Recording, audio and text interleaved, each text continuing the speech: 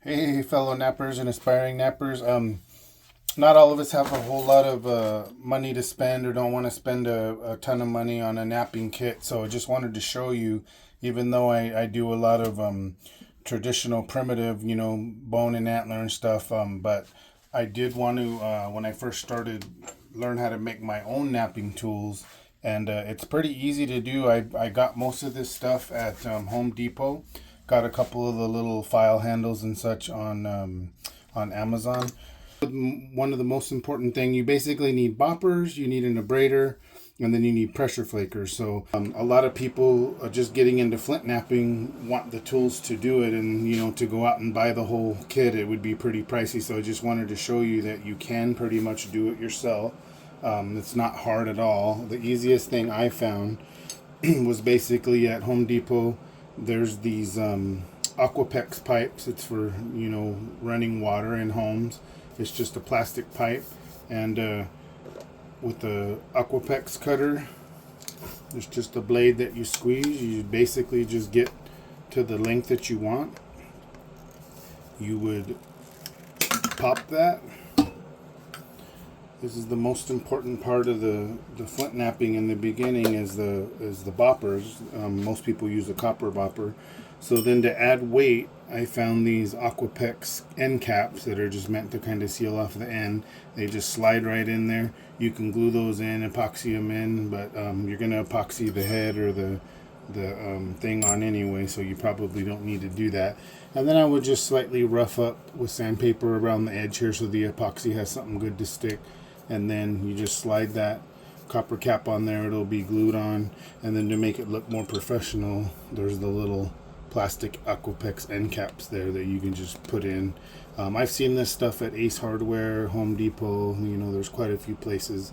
So that's basically that quickly you can put together a nice little bopper tool, to do your flint knapping. Most people prefer a rounded or domed cap and they don't come that way, but you can make them yourself. I'll do another part video there. That is a doming kit, and that can put the round part or the dome on those. So I just wanted you to be able to see that.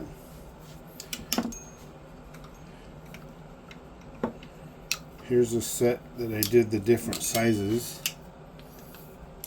So each one of these basically gonna be for a bigger or smaller rock down to the little teeny tiny one. At the hardware store or plumbing supply store, they have all the different little end caps you can use to make your copper boppers. Then I made a couple little short stubby ones where I'm not going to dome the cap. I'm just going to leave it flat. Some people use the flat edge and strike down at an angle, and they like that flat edge like that, so I'm going to try that. I got a couple of these little short stubbies. Then the finishing process, or one of the final stages of flint knapping, is the pressure flaking. When you get it thin enough and you want to run the flakes across the piece and basically sharpen the edge. These are file handles that I just got cheap off of Amazon. They have different gauge aluminum rod at like the hardware stores or Hobby Lobbies, those kind of things. So this is the size here. I just put it inside the file handle, glued it in, and sharpened it. But my favorite are these adjustable files. So these are little file handles, and the little end cap comes off. Let me get a new one here. Basically unscrew. Let me get a new one that I haven't cranked down. They basically unscrew, and you can get brass wire or you can get welding wire, anything like that from the hobby store. You just slide that in there and then you tighten it down, and then you don't want the length too long because it'll bend, and there's different thicknesses you can get. I'm trying the bronze welding wire. That seems, I've heard, works really good. You can get that at Harbor Freight. So another thing is the big percussion things. If you don't want to make a big old huge pipe thing and you want to be a little fancier, you can get some furniture legs, and you can put that on there. I'll probably cut this one a little bit shorter, or you can do some little leg handles and put that on there. So that's all interesting stuff. When I first started out, just got a brick from Home Depot, scored it across and then snapped it in half. I've been using this one for a while, so that's the abrading stone.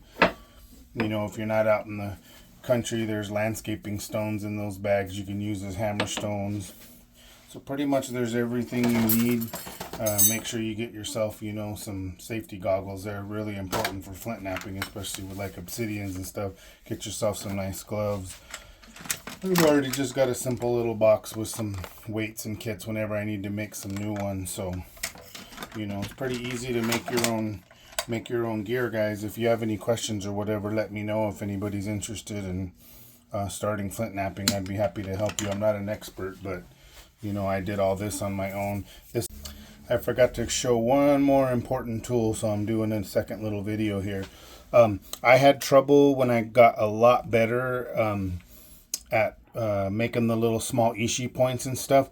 Every time I would try to pressure flake the wings in with one of these style pressure flakers, I would break a lot of the wings off. So I got these horseshoe nails just online on Amazon. I cut it off right there, and I just put 2 in there, so there's a cut one you can see in there and another one, and I just slid it inside this thing. It just adjusts. I slid those in there like that till they're tight, and then just screw this on and it tightens everything up. And with this little horseshoe nail, it's so fine and petite there, you can really get into those, do those notches on those real fine points. So then one last thing, I forget what type of nail this is. It's got a real nice head or stud on there. I'm going to use this and kind of round this and try to do this as a punch. Some people do notches with punch where you put it in the thing and you hit it, and, you know, and you knock those notches out. So this is a cold rolled aluminum that I just cut, and I'm going to use this for spalling off the big spalls because it's soft enough. So I haven't used this one yet, but that's going to be for spalling big. Works really well on obsidian because it's soft enough not to totally crack the whole rock, but just enough to flake it. Here's just a plain copper rod. I've used that quite a bit, spalling and flaking. You can see all the wear on that. So okay guys, I wanted to show what a doming kit is. So some people do their bifaces with a flat copper cap, and whenever they're doing the striking, they just kind of like hit it on the edge, and eventually this will kind of dome out and it'll get kind of round anyway just from all the impacts. But a lot of people like to dome or physically round the end cap, because what they can do is they can melt fishing weights or lead and fill that up to add some weight. You saw in the other video that I just add a brass weight in there instead, make it easy. Just, you know, you're not out there melting or breathing in vapors from, you know, melting lead or anything like that. But basically what the doming block does is sorry, this is really dusty because I had it outside, but there's all these different diameter holes. So you're just going to put the flat thing in there, whichever one it fits in, and then find the corresponding thing. And then when you hammer that, sorry, can't see that very good, put the cap in there, and then with a hammer, when you work and start hammering that pushes that into the dome, and it'll give it that dome look. So if you're wanting to make those copper boppers yourself, that's how you would dome the ends on there so they're round like that. And you can get this at Harbor Freight. It's very reasonably priced. I think it was like 30 bucks or something like that, but I just wanted to show that. One last thing, this is an indirect rod.